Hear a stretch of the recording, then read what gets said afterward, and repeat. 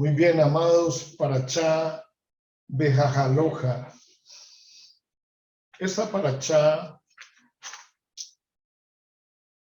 quizás contenga mucha información acerca de los estudios que hemos realizado previamente. Hoy, con la ayuda del Eterno, vamos a tener algunas preguntas al final de la Parachá, preguntas que este servidor va a hacer a cada una de las personas de los talmidín que están participando durante este estudio. Ruego a cada uno de ustedes de que estén atentos. ¿Por qué? Porque las preguntas que haremos al final del estudio van a estar o vamos a encontrar las respuestas en el mismo estudio. Así es de que vamos a estar un poco atentos, como siempre. Bien, encontramos en el libro de Bamidbar Números, capítulo 8, versículo 1. Allí inicia la Parachá. Habló Hachén a Moche diciendo: habla a Aarón y dile, cuando enciendas las lámparas hacia la faz de la menorá, iluminarán las 7 lámparas. Hizo así a Aarón hacia la faz de la menorá, encendió sus lámparas como ordenó Hachén a Moche. Esta es la orfebrería de la menorá, de oro labrado a martillo. Desde su base hasta su flor será labrada a martillo. De acuerdo con la visión que mostró Hachén a Moche, así hizo la menorá, así la fabricó. ¿Qué sucedió con esta orden que Hachén le entregó a Moche? Aarón se había sentido herido en su fuero interno por no haber sido convocado a sumarse a los príncipes en esta forma de agradecimiento. En respuesta a ello, a esa inconformidad que había en Aarón, Dios le informó que el agradecimiento puede expresarse no solo mediante las ofrendas, sino también con el encendido de la menorá, es decir, con la avodah Hashem, con el servicio al Eterno. Aquí encontramos la razón por la cual este encendido se instituyó en conmemoración del milagro de la fiesta de Hanukkah, cuando el templo fue reinaugurado, y asimismo el motivo por el cual este pasaje se lee en el último día de esta festividad de Hanukkah. Tal y como se explica en el libro de Shemot, Éxodo capítulo 25, versículo 37, las 3 mechas a la derecha y las 3 a la izquierda estaban todas dirigidas hacia el caño central de la misma menorá. De esta manera que se concentraba la luz hacia el centro de la menorá. Al no estar la luz proyectada hacia afuera, esto tiene un significado para cada uno de nosotros. La menorá simbolizaba que Dios, que Hashem, es la única fuente de toda la luz. Hashem no necesitaba la luz para iluminar su tabernáculo. Quienes necesitábamos esa luz de la menorá éramos nosotros, su creación. Entonces, la derecha alude a quienes se dedican a actividades espirituales, al cumplimiento de las misbot, al cumplimiento de los mandamientos, mientras que la izquierda alude a actividades mundanas, es decir, que están fuera del contenido de la Torá. Por esto, al estipular que ambos lados de la menorá iluminaban hacia el centro, esto nos enseña que absolutamente todas las actividades del hombre deben estar orientadas al servicio a Dios, la Avodah Hashem, hacia nuestro Creador. También encontramos escrito que la menorá era de oro labrado a martillo. Algunos de los requerimientos ya estipulados en el libro de Éxodo de Shemó, como este, se reiteran nuevamente para darnos a entender que el requisito de que la menorá esté labrada de un solo lingote es imprescindible solo si está hecha de oro. No obstante, si fuera imposible fabricar una menorá de oro, está permitido hacerla de otro material. Por lo demás, la intricada ornamentación descrita en el libro de Shemó de Éxodo puede ser obviada si es necesario. Razón por la cual, cuando los hasmoneos reinauguraron el tabernáculo, al principio hicieron una menorá de madera. Creo, si no estoy mal, que nuestro amado hermano Fabián fabricó una menorá de madera, ¿cierto? Una hanuquilla, eso fue para la festividad de Hanukkah. Muy bien, Baruch Hashem. Ahora, nuestro sabio de la Torá, Maimónides Ramban, explica de la siguiente manera. La menorá fue el conducto elegido para efectuar este consuelo, en vez de otros ritos más auspiciosos como el servicio de Yom Kippur, el que debe ser realizado exclusivamente por el Cohen Gadol, el sumo sacerdote, en esa época Aarón, el hermano de Mochi. Ramban expone que este pasaje alude al encendido de una menorá que tendría un papel destacado en el futuro, la del milagro de Hanukkah.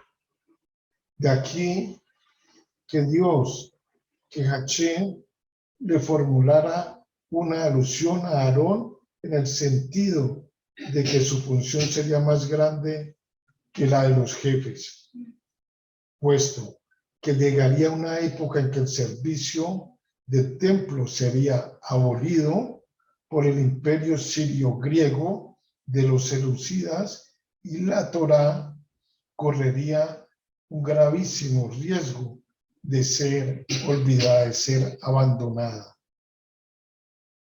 Solo la fe y el heroísmo de los hasmoneos de la familia hasmonea, una familia sacerdotal de los mismos descendientes de Aarón, lograría repeler al enemigo, purificar el templo y encender de nuevo la menorá después de aquella triste interrupción que duró muchos años.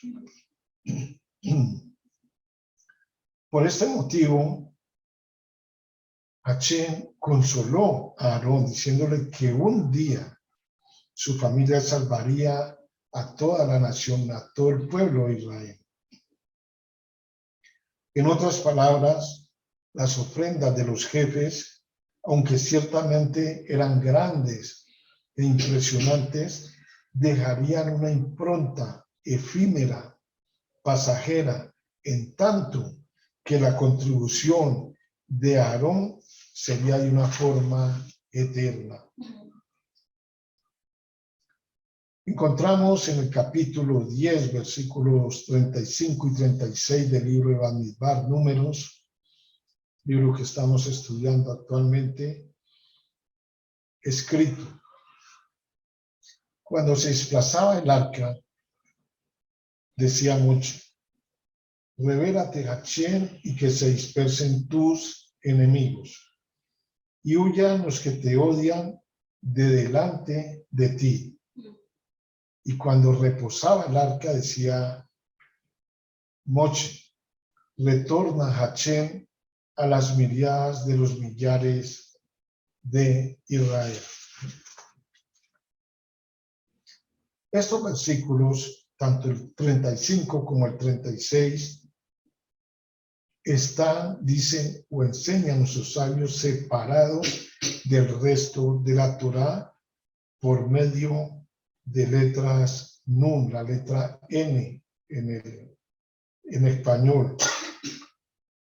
Esas letras Nun se encuentran invertidas tanto antes como después de los mismos versículos, con lo cual quedan encuadrados aparte del resto de la narrativa dentro de la Torá. Ello se debe a que la lógica dictaría que estos versículos se corresponden más con la descripción de las formaciones verbales del capítulo 2, como nos enseña el Talmud en el Tratado de Shabbat 116a. Otro comentarista de la Torá, Rashi, sostiene que el pasaje fue puesto aquí para que la Torá no narrara 3 pecados del pueblo de Israel en una forma consecutiva. El primer pecado de estos 3 fue la forma en la que el pueblo de Israel abandonó el Sinaí. Puesto que estos 2 versículos están separados del resto de la Torá, el Talmud en el Tratado de Shabbat 115b se refiere a ellos como otro libro. Esta es la razón. Uno que nos comunicaría un mensaje propio y muy característico. Su importancia radica en el hecho de que cita a Moche, cuya mención aquí nos indicaría que él explicó en forma escueta y personal. Él explicó en una forma somera la significancia y las aspiraciones que los judíos, los hijos de Israel, deben tener presente en sus travesías por la vida, en tanto colectivo como asimismo en una forma individual.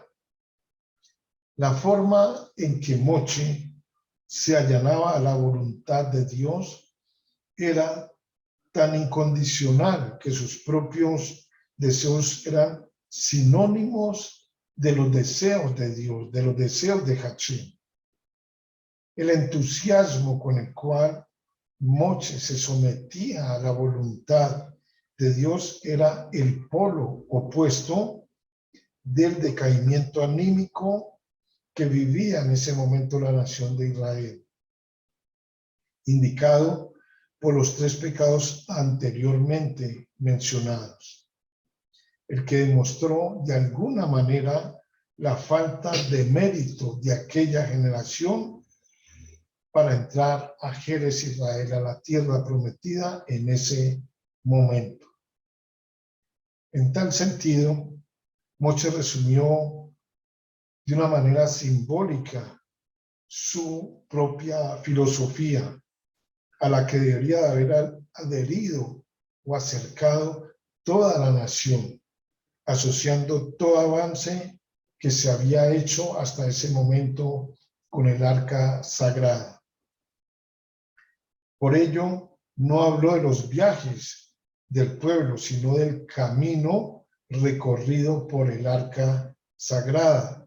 ¿Por qué? Porque la misión del judío, la misión de cada uno de nosotros es llevar la Torá y sus enseñanzas, incluso a los detalles más infinitos de lo que es la vida mundana, reconociendo de esta manera que Israel, el pueblo de Israel, siempre tendrá enemigos, y siempre tendrá quienes lo odien y tratan de impedir que la sumisión a la voluntad de Dios impere en la tierra. Moche emprendía cada marcha con una súplica de que Dios, de que Hashem pusiera a sus siervos a resguardo de quienes buscan interponerse con el cumplimiento de su divina voluntad. Y cuando el pueblo, con el arca sagrada a la cabeza, llegaba a una parada a reposar, Moche juraba para que el numeroso contingente de la nación y sus futuros descendientes sintieran la presencia divina sin contrincante alguno en su seno, sin alguien que les interrumpiera. Elucidados de esta forma, estos dos versículos, por cierto, contienen en sí un libro por separado, como explicábamos anteriormente, porque abarcan la lucha para alcanzar el ideal divino y su victoria o nuestra victoria final. Encontramos escrito en el capítulo 11, versículo 1 al 6 de Bamidbar, Números, y cito textualmente: y sucedió que el pueblo buscó excusas para quejarse, lo cual fue malo a los oídos de Hashem. Y oyó Hashem y se desató su ira, y ardió contra ellos un fuego de Hashem y lo consumió en los linderos del campamento. Y clamó el pueblo a Moche, y rezó Moche a Hashem, y se extinguió el fuego. Y llamó el nombre de ese lugar Taberá, pues había ardido contra ellos el fuego de Hashem. La chusma que estaba en su seno alimentó un deseo, y volvieron a llorar también los hijos de Israel y dijeron: ¿quién nos alimentará de carne? Recordamos los pescados que comíamos en Egipto gratuitamente, los pepinos, los melones, los puerros, las cebollas y los ajos. Mas ahora estamos, mas ahora estamos hastiados, pues no hay nada que guardar aparte del maná, dijeron los hijos de Israel. Cuando el pueblo dejó el Sinaí, que no estaba, lejos de áreas pobladas, para adentrarse en el enorme desierto desconocido, cundió el pánico entre los israelitas. Se asustaron, quienes empezaron a expresar cuestionamientos sobre cómo serían capaces de sobrevivir. Hasta ahí les había llegado la fe. Ahora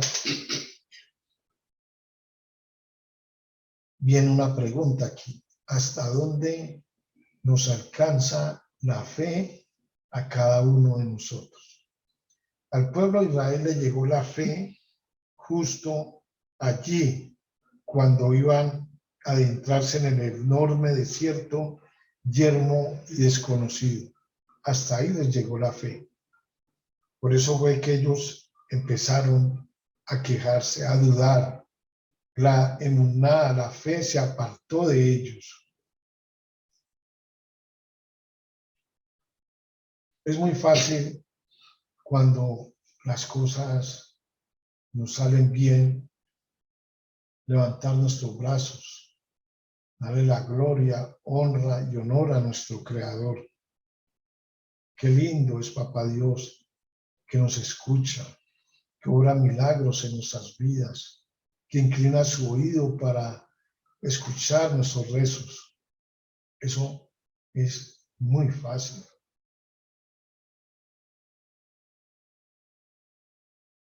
Claro, debemos darle la honra a nuestro Creador, darle las gracias a nuestro Padre en los cielos, estar alegres, efusivos, dar testimonio de lo que el Eterno hace en nuestras vidas, de los milagros, las bendiciones que cada día recibimos. Pero ¿qué ocurre cuando tenemos un desierto por delante? ¿Qué sucede cuando nos encontramos con ese enorme desierto yermo y desconocido, sin saber qué va a pasar, qué vamos a hacer, qué nos deparará Hashem en una situación de estas? Muchos se quedan en el desierto. Muchos regresan a Egipto. Toman la decisión de abandonar la Torá, de abandonar la fe, de abandonar la Torá. Nos apartamos de Dios, murmuramos de Dios, nos quejamos de Dios, decimos que Dios no nos escucha, que Dios no obra milagros.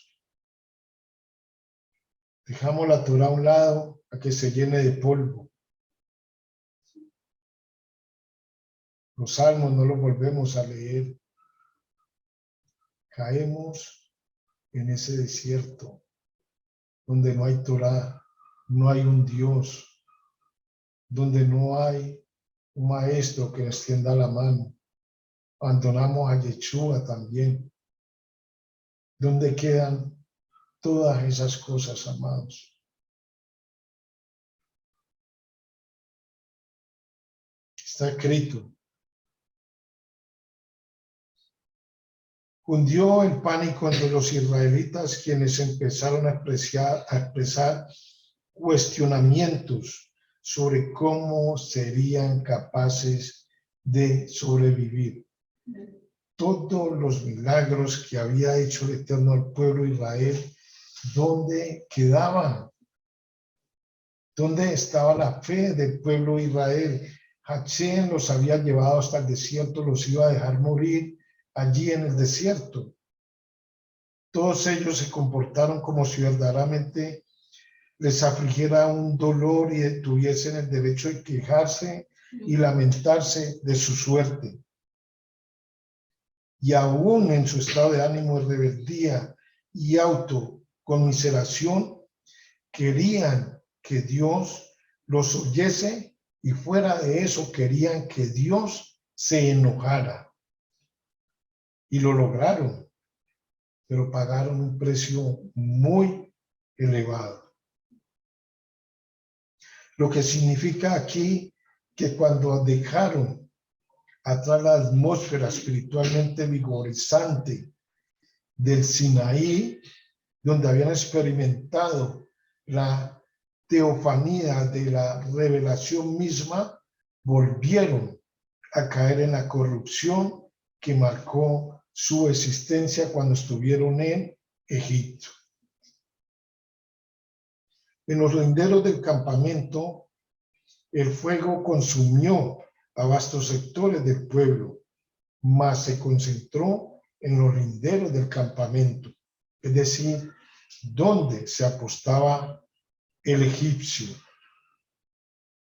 Las multitudes que se apegaron al pueblo sobre pretexto de ser prosélitos, sinceros, conversos, pero que se convirtieron a la larga en una verdadera piedra en el zapato para toda la nación en todos los años de su travesía por el desierto. Según Rabbi Shimon Bar Yochai, el vocablo linderos se refiere a los líderes del pueblo que fueron responsables por no haber apaciguado a los quejosos y no haberles enseñado a tener fe, por no haberles enseñado a tener emuná. Taberá, el nombre, conmemora la quemazón que tuvo lugar ahí en ese lugar. No viajaron desde ahí, sino que continuaron pecando en el mismo lugar, enseña Rambán. Una vez que la persona se empecina en pecar, este deseo puede ser tan poderoso que la gente se hace capaz de reincidir en su locura, incluso después de un castigo milagroso. La chusma ahora se quitó la máscara, puesto que logró influir sobre el resto del pueblo, sobre los hijos de Israel, para que se quejaran de nuevo como lo habían hecho anteriormente. La nueva queja fue especialmente descarada, así enseñan nuestros sabios, porque no solo se lamentaron de que su dieta era insuficiente, respecto a lo cual la Torá testifica que ello no era cierto, sino que llegaron al extremo de decir que preferían la esclavitud en Egipto a la presencia de Dios. ¡Wow! Tremendo esto.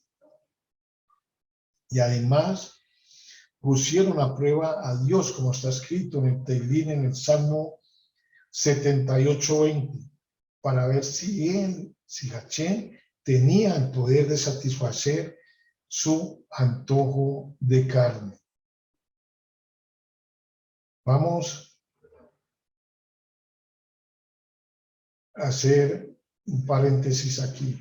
Hay que tener mucho cuidado, o vamos a darnos cuenta qué tan bueno es tener antojos. Vamos a seguir adelante. Los hijos de Israel decían: ¿quién nos alimentará de carne? En realidad no había escasez de carne, puesto que las tribus, tanto de Rubén como de Gad, tenían unos rebaños muy grandes, tenían mucho ganado, entonces no podía haber escasez de carne, ¿sí? Por ello, los lamentos por la carne eran solo un pretexto para quejarse del maná. Cabe mencionar que, aunque literalmente hablando sí había abundancia de carne, probablemente era demasiado cara para que la pudieran comer con más frecuencia. Por otra parte, el pescado ciertamente era solo un recuerdo nostálgico, como lo implica el versículo siguiente, pues en el desierto no tenían acceso a peces. Cuando estaban en Egipto, recibían alimento de sus capataces, peces de los pescadores y frutas y verduras de los granjeros. Además, los peces en el río Nilo eran tan abundantes que eran virtualmente gratuitos. Otra forma de interpretarlo es que si los egipcios no les daban ni paja para sus trabajos, ciertamente no les habían dado alimentación gratuita. Por ello, los quejosos querían expresar que el alimento en Egipto les era dado gratuitamente, en el sentido de que no implicaba ninguna obligación de realizar mismo. ¿Qué entendemos aquí? Puede ser una de las preguntas al final del estudio. Versículo 11, capítulo 11 al 15. Está escrito: Ya escuchamos las palabras del pueblo de Israel que dicen que preferían la esclavitud en Egipto a la presencia de Dios. Palabras del pueblo de Israel. Ahora escuchemos las palabras de quien conducía al pueblo de Israel. Hijo Moche Hachén, ¿por qué perjudicaste a tu siervo y por qué no he hallado gracia a tus ojos? Has puesto la carga de todo este pueblo sobre mí. ¿Acaso he engendrado a todo el pueblo este? ¿Acaso lo he dado a luz como para que me digas, cárgalos en tu regazo, como carga una nodriza un bebé de pecho, hasta la tierra que juraste a sus patriarcas? Continúa Mocho. ¿De dónde sacaré carne para alimentar a todo el pueblo este? Pues me sollozan diciendo, danos carne para alimentarnos. No puedo yo solo cargar con todo el pueblo este, pues me pesa demasiado. Y viene la parte más crítica de este capítulo, más dura. Versículo 15, versículo 11, capítulo 11, versículo 15. Mas, si así tú harás conmigo, mejor mátame, dijo Moche. Si es que hallo gracia a tus ojos, para que no contemple mi desdicha. Hasta aquí tenemos que Moche estaba desesperado. Estas palabras salieron de la boca de Moche Rabén. Pero debemos ponernos en los pantalones de Moche Rabén en aquella época. Para ello enseñan nuestros sabios que los padres a menudo tienen hijos que los contradicen fuertemente, pero por lo menos estos tienen una cierta confianza básica sobre el hecho de que los padres los aman y buscan su bien. Mas esta nación no le había demostrado tal confianza a Moche y estaba exponiéndolo a prueba constantemente para ver cómo reaccionaría frente a ella. Moche sabía a cabalidad que un grupo de ancianos no podría proveer carne y asimismo era consciente de que en tiempos de crisis el pueblo se iría igualmente a quejar ante él, pues lo veían como su líder, liberador y legislador también, mas esperaba que un nuevo grupo de dirigentes fuera capaz de calmarlos e incluso desviar algunas de las quejas que ahora recaían exclusivamente sobre sus hombros. Sus palabras implican que si realmente hubiera sido el padre del pueblo, de alguna manera habría tenido que soportar esa carga solo. Este pasaje demuestra que los padres no tienen ningún derecho de sustraerse de la responsabilidad por sus hijos, independientemente de cuán difícil les resulte. Ahora, ¿cuál fue la respuesta de Hachén a Moche a estas palabras que acabamos de estudiar en el versículo 11, en el capítulo, en los versículos 11 al 15? ¿Cuál fue la respuesta de Hachén a Moche? Dijo Hachén a Moche, reúneme 70 hombres de los ancianos. Reúneme como respuesta a las quejas de Moche, que no podía continuar solo. Dios le ordenó que seleccionara, que escogiera a 70 ancianos que constituyesen un Sanedrín, un consejo. Ellos no eran un concepto nuevo, pues hubo un ente colectivo de ancianos, incluso en Egipto, como estudiamos en el libro de Shemot, capítulo 3, versículo 16.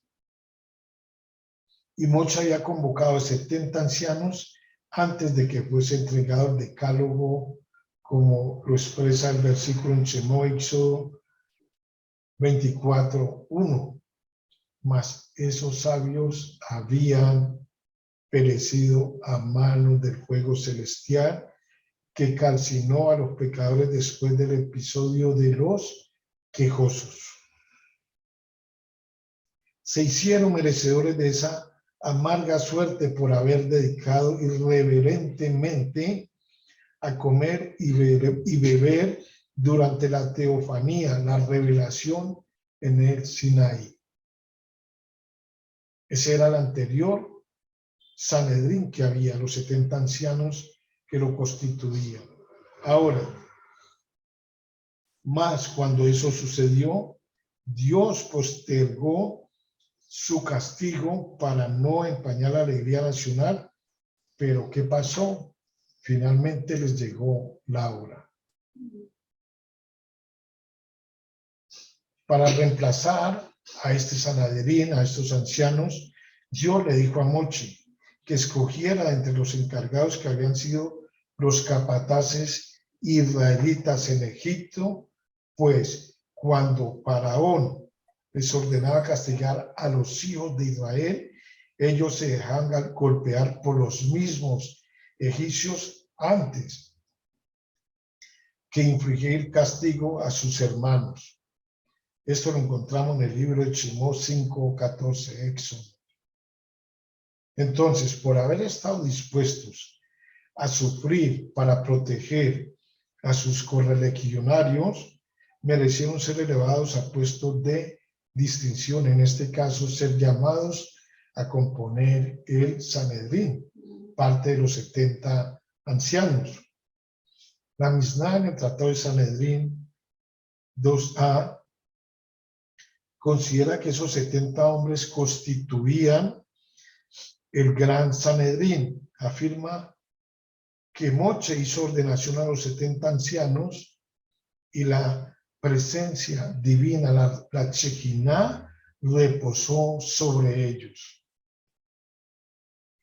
Este nuevo organismo, este nuevo Sanedrín, no era necesario para ejecutar las funciones del Poder Judicial. Esta tarea era ya desempeñada por la jerarquía que tenían los líderes y jueces que habían sido designados para implementar el consejo que en aquella época vino de parte de Yitro, como está escrito en Shemot 18:13. Más bien, el Sanedrín que acaba de ser conformado era necesario para asistir a Moche en dirigir a la nación, porque Moche le había dicho a Dios que no podía continuar solo. De manera semejante, aunque el gran Sanedrín de Jerusalén era la máxima autoridad judicial, ello no era su función primordial, porque había un complejo y reconocido sistema de juzgados altamente calificados en todo Jerez, Israel. Por tal motivo, aquel Sanedrín, al igual que este, daba orientación y un sentido de liderazgo nacional, apoyando a Moche.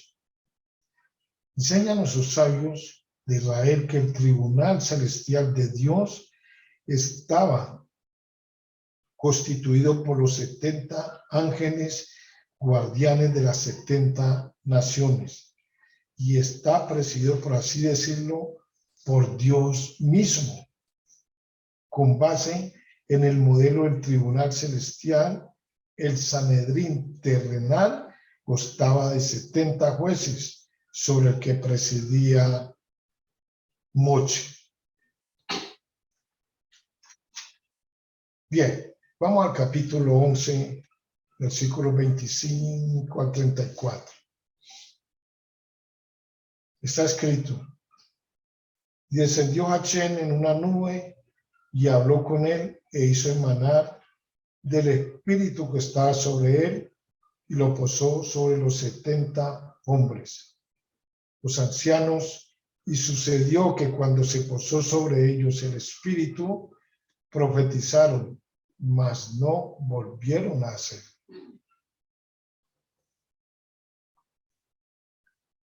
Permanecieron 2 hombres en el campamento. El nombre de uno era Eldad y el nombre del segundo era Medad.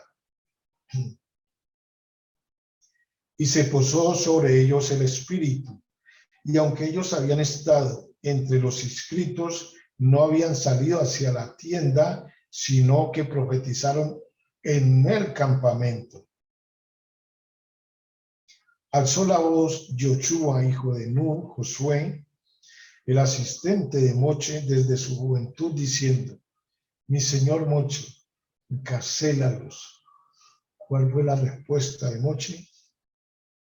Moche le dijo: ¿acaso me celas?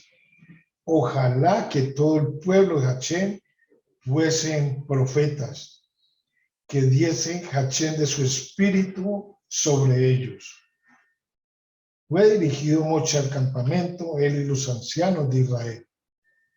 Y un viento salió de Hachén y volaron codornices desde el mar, que extendieron sobre el campamento a una distancia de un día de viaje en una dirección y la distancia de un día de viaje en otra dirección, en derredor del campamento, apilándose a 2 codos de altura sobre el suelo.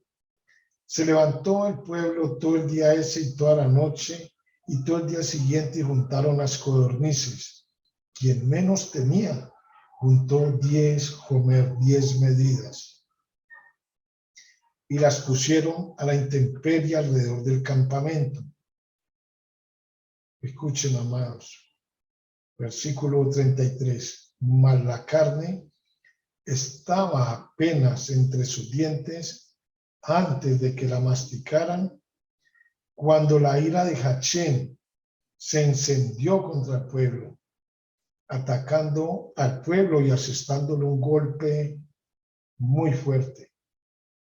Llamó el nombre de ese lugar Kibrot Hatabá, pues ahí enterraron al pueblo que había tenido antojos.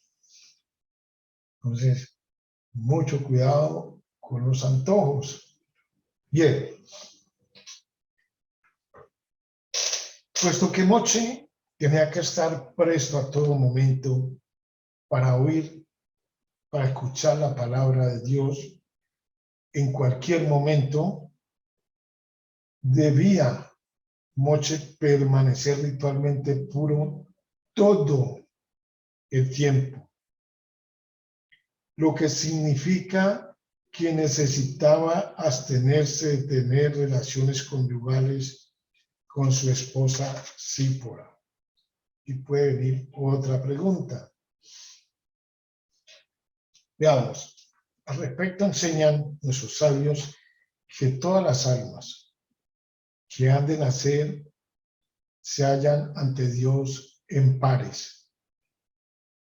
Y luego, cuando llegan a este mundo, Dios las une, esas almas. Dios anuncia: la hija de fulano de tal para mengano. ¿Cómo puede ser esto si la Escritura nos dice nada hay nuevo bajo el sol?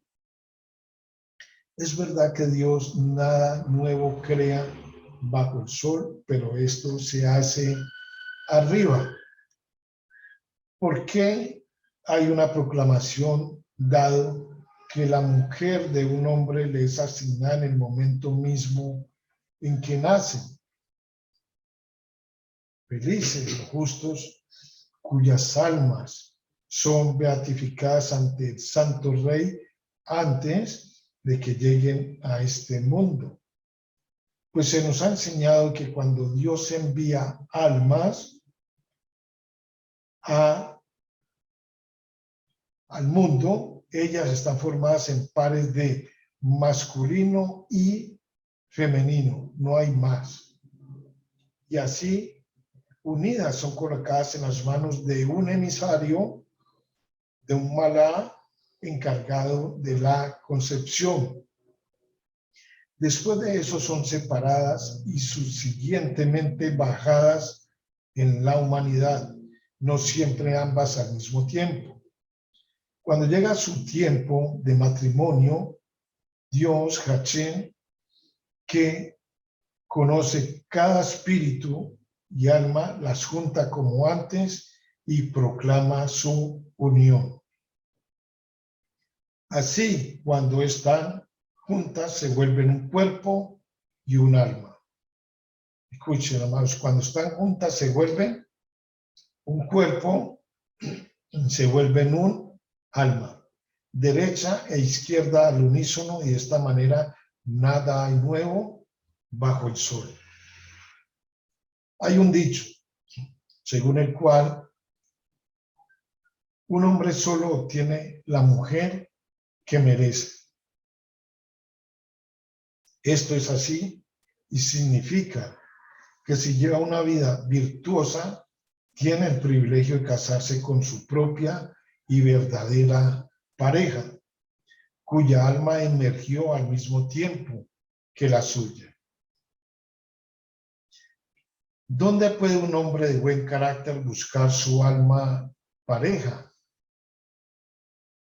Hay un dicho según el cual el hombre ha de vender todos sus bienes para contraer matrimonio con una hija de un sabio, pues el tesoro especial de Dios está depositado en el estudioso de la Torá.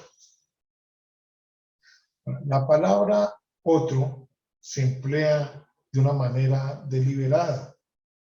Por esta razón, los matrimonios constituyen una tarea difícil para nuestro Creador, pues en todos los casos los caminos del Señor son justicia, como está escrito en el libro de Oseas capítulo 14, versículo 10.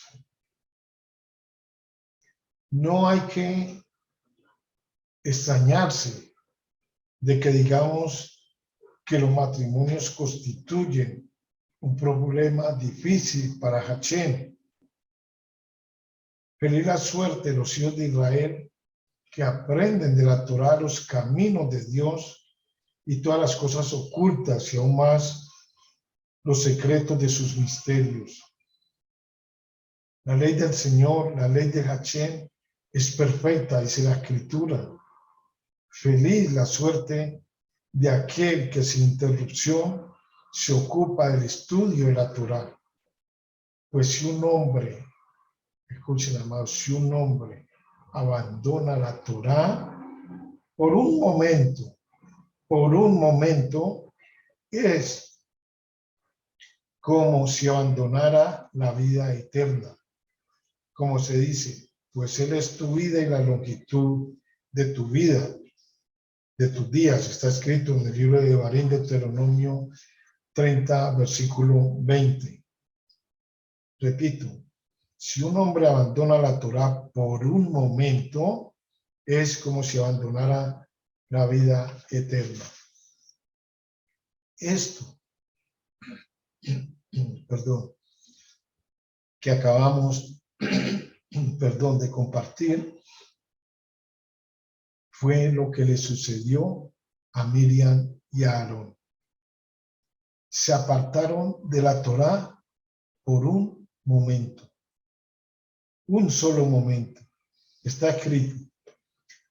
Hablaron Miriam y Aarón de Moche respecto a la mujer cuchita que había desposado, pues una mujer había desposado, y dijeron, ¿acaso solo con Moche ha hablado Hachén? ¿Acaso no también con nosotros ha hablado? Y oyó Hachén. ¿qué oyó Hachén de la boca de Aarón y Miriam?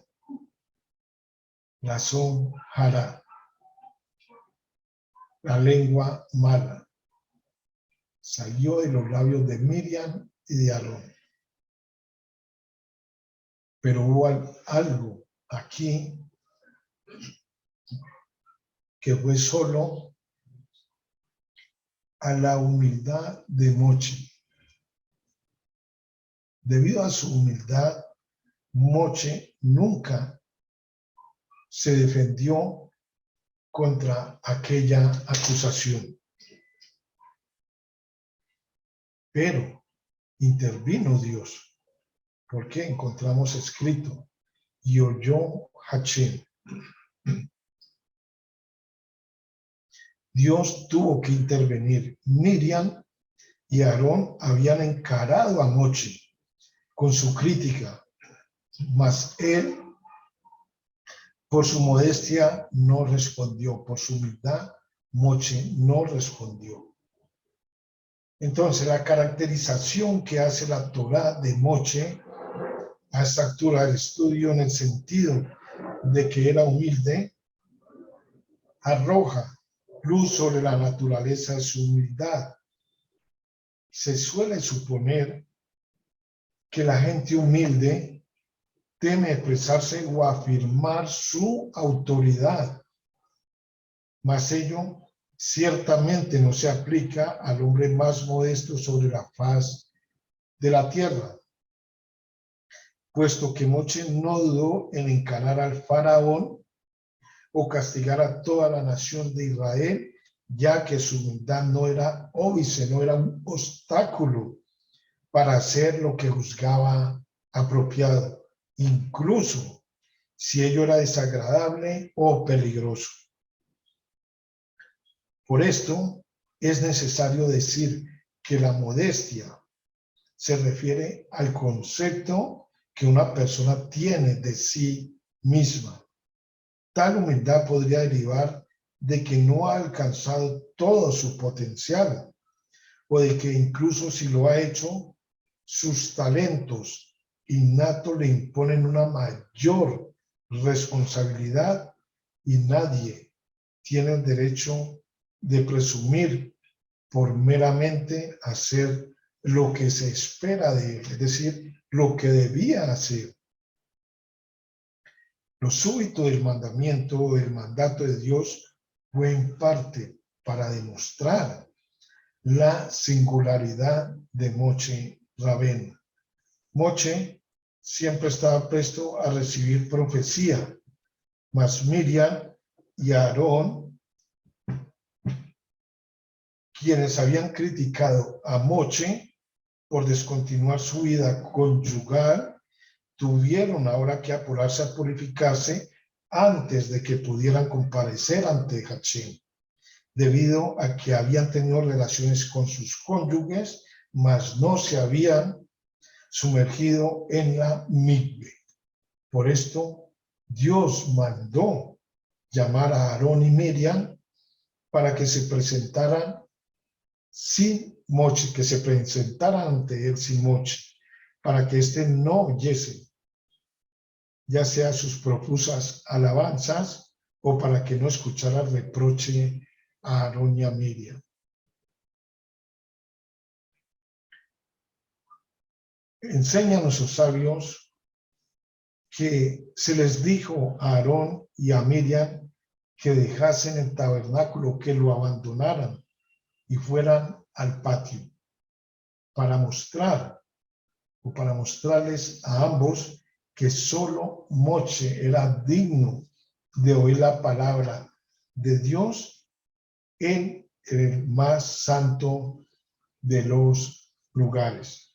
A su vez, ello demostraba también la superioridad de Moche. Amados, vamos a estudiar aquí el código real, porque exactamente lo que le sucedió a Moche Rabenu sucedió con nuestro Santo Maestro. Vamos al capítulo 5 del libro de Yohanan de Juan. Capítulo 4, perdón. Vamos a devolvernos el estudio bien arrancar del capítulo 5. Vamos a devolvernos al capítulo 4. Decía que igual ocurrió con nuestro Santo Maestro Yeshua HaMashiach. Veamos el versículo 1. Cuando supo Yeshua que los peruchín habían oído, tenemos que anteriormente habíamos dicho que esto oyó Hashem, aquí los peruchín habían oído el asunto de que Yeshua hace y purifica más talmidín, más discípulos que Yohanan, aunque Yeshua mismo no dirigía las purificaciones, sino sus talmidín, él dejó Yehudá y se fue de nuevo a Galilea, Yeshua.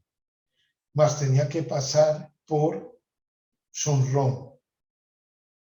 Llega pues a una ciudad de Shomrón llamada Sicar, cerca del campo que Jacob dio a su hijo José. Y estaba allí el pozo de Jacob. Yeshua, cansado del viaje, estaba sentado sobre la piedra que lo cubría, muy fatigado. Era como el mediodía. Y vino una mujer de Shomrón a sacar agua. Yeshua le dijo: dame de beber, pues sus talmidín habían ido a la ciudad para comprar alimentos. Le dice entonces la mujer shomronita: ¿cómo tú, siendo Yehudí, me pides de beber a mí, que soy mujer de Shomrón? Porque Yehudí y Shomronín no tenían relaciones amistosas entre sí. Respondió Yeshua y le dijo: si conocieras la provisión de Elohim y quién es el que te dice dame de beber, tú le pedirías y él te daría agua viva. Le dijo: Adón, ni vasijas traes contigo y el pozo es profundo. ¿De dónde pues tienes el agua de vida? ¿Eres tú acaso mayor que Jacob Abin, que nos dio este pozo del cual bebió él mismo, sus hijos y sus ganados?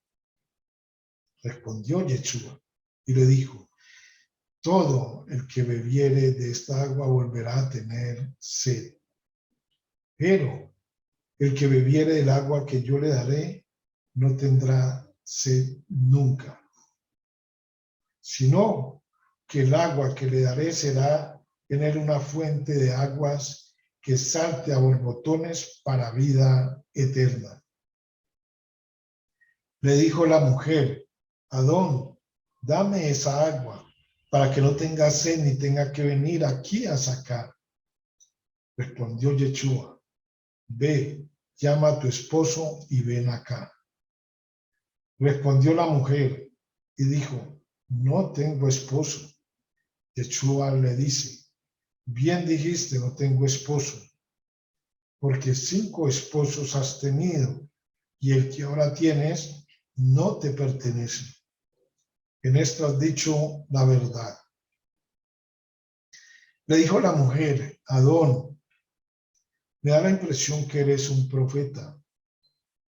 Nuestros padres sirvieron al Eterno en este monte, y vosotros decís que en Jerusalén es el lugar donde debemos servirle. Yeshua le dijo: mujer, créeme que viene un tiempo cuando ni en este monte ni en Jerusalén serviréis al Padre. Vosotros servís lo que no sabéis. Nosotros servimos lo que sabemos, porque la salvación viene de los Yehudim. Pero viene una hora, y ya ha llegado, cuando los verdaderos servidores servirán al Padre con la motivación correcta y según la Torá, porque a los tales el Padre busca para que le sirvan.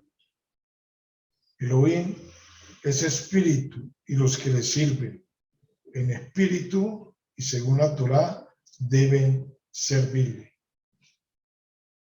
Le dijo la mujer, sé que viene el Machía, llamado el ungido. Cuando él venga, nos dirá todo lo que debemos hacer. Que sea pronto y en nuestros días. Shalom, shalom.